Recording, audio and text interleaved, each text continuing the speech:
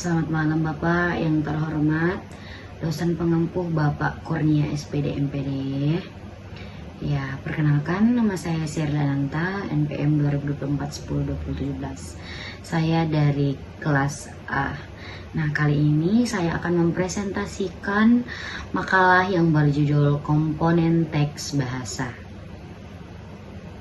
Komponen teks bahasa, teks ini berfokus pada pengetahuan sistem bahasa, yaitu seberapa jauh seseorang memahami kaidah dasar dan unsur-unsur pembentuk bahasa sebelum menggunakannya secara aktif.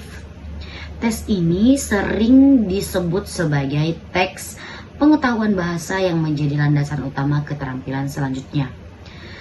Adapun struktur gramatikalnya, yang pertama itu pengertiannya itu adalah teks yang dirancang untuk memahami dan menguasai terhadap aturan pembentukan kata, frasa, klausa, kalimat, dan wacana yang meliputi morfologi serta sintaksis.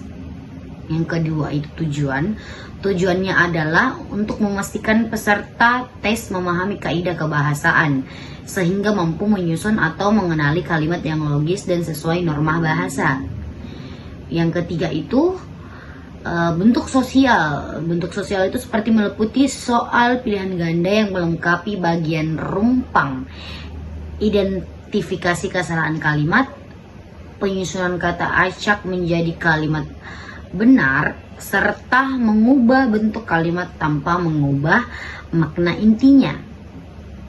Dan yang keempat itu adalah fungsi. Fungsi ini menjadi dasar penilaian akurasi berbahasa. Sering digunakan sebagai tes awal guna mendeteksi tingkat pemahaman dasar sebelum melangkah ke tahap yang lebih kompleks. Yang kelima itu prinsip dasar.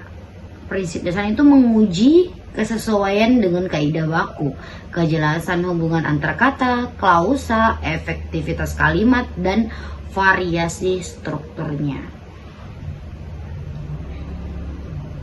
Selanjutnya itu teks kosakata. Teks kosakata itu pengertiannya yang pertama itu tes yang bertujuan mengukur luas cakrawala perbendaharaan kata serta ketepatan pemilihan makna kata sesuai konteks penggunaannya. Tujuannya itu untuk mengetahui seberapa kaya dan tepat pemahaman seseorang terhadap makna kata-kata. Terus bentuk soalnya itu seperti meliputi pencarian padanan makna atau antonim, melengkapi kalimat rampung, menentukan makna kata sesuai konteks bacaan, serta menjelaskan makna kata dalam kalimat. Terus fungsinya itu adalah menilai kelengkapan sarana berkomunikasi. Semakin luas kosakata seseorang, semakin mudah ia memahami informasi serta menyampaikan gagasan secara tepat dan bervariasi. Terus selanjutnya itu teks kompetensi berbahasa. Tes kompetensi berbahasa berbeda dengan tes sebelumnya. Kelompok ini menekankan pada kemampuan penggunaan secara nyata. Bahasa secara nyata, bukan sekedar pengetahuan teoritas. Kemampuan berbahasa dibagi menjadi dua ranah utama, yaitu reseptif dan produktif. Adapun poin-poinnya, poin pertama itu teks kompetensi aktif reseptif. Pengertiannya itu teks yang mengukur kemampuan menerima, penangkap, memahami, serta menafsirkan pesan yang disampaikan orang lain. Poin kedua itu teks kompetensi aktif produktif. Pengertiannya adalah teks yang mengukur kemampuan menghasilkan, menyusun dan menyampaikan gagasan sendiri secara lisan maupun tulisan agar dapat dipahami orang lain dengan tepat. Terus poin terakhir ada tes kompetensi bersastra. Pengertiannya itu teks yang dirancang khusus untuk mengukur kemampuan memahami, menafsirkan, mengapresiasi, serta menganalisis karya sastra. Jika dua kelompok teks sebelumnya berfokus pada fungsi praktis berkomunikasi, tes ini berfokus pada nilai keindahan, kedalaman makna, nilai budaya, nilai budaya, serta pesan moral yang terkandung dalam karya tersebut atau karya sastra.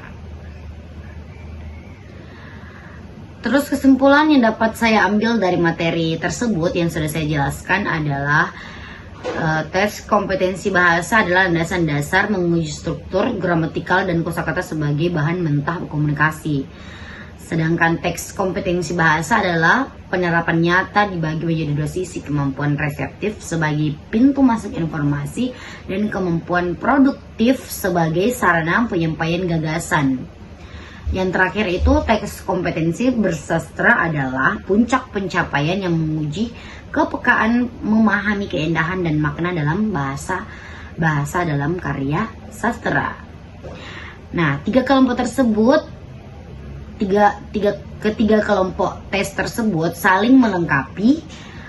Tanpa penguasaan struktur dan kosakata yang baik, sulit berkembang maupun reseptif dan produktif.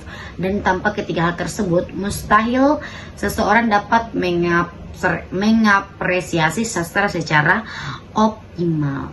Oke, terima kasih. Itu saja penyampaian makalah dari saya.